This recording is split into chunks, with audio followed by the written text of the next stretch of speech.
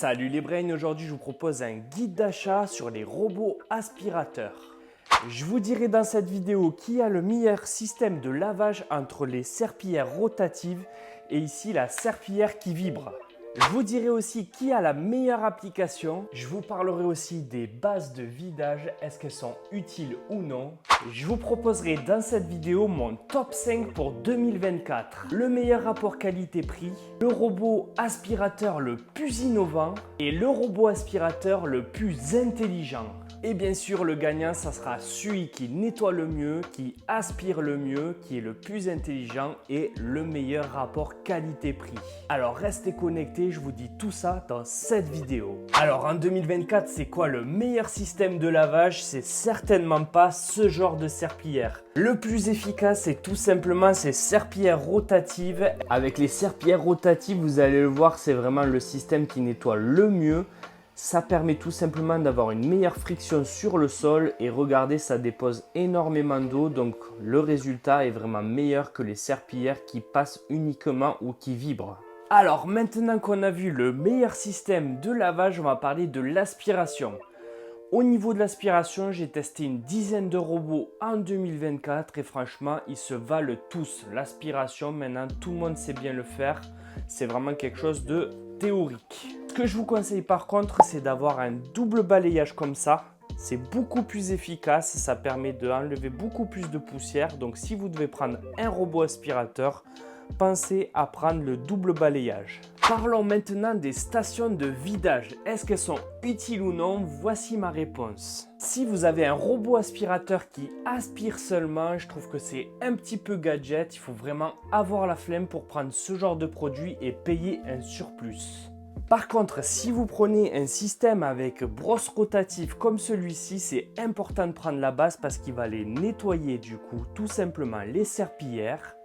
Il va vider l'eau sale et potentiellement en option vider tout ce qu'il a aspiré. Dans ce cas-là, c'est super important, je pense, de prendre une station de vidage. Ça vous permet tout simplement d'avoir votre robot aspirateur propre et de ne pas vous soucier tout simplement de l'entretien de celui-ci. Alors, si on ne parlait pas de budget, quel est le meilleur robot aspirateur laveur de 2024? C'est tout simplement celui-ci. C'est la marque S-Vis qui fait ça, c'est le robot RS2. Je vous explique de suite pourquoi. Alors, pourquoi ce choix? C'est très simple, c'est pas pour sa base qui est tout simplement énorme, regardez, il doit avoir une maison, un T4 là-dedans. Ici, vous avez un petit écran tactile qui vous donne une petite information. Là, vous avez du coup tout simplement le réservoir d'eau propre et le réservoir d'eau sale. Il y a 5 litres, je crois.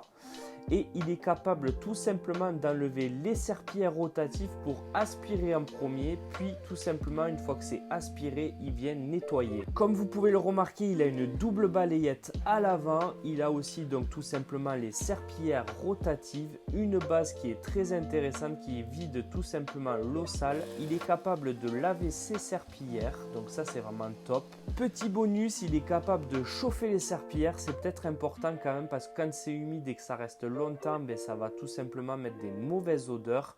Et encore une anecdote, il est capable de faire des patrouilles. Donc une patrouille, c'est quoi? Avec la caméra qu'il a au niveau de la tête, il est capable tout simplement d'aller visiter dans la maison et voir s'il y a quelque chose qui ne va pas. Si jamais il y a quelqu'un, il va tout simplement vous le notifier.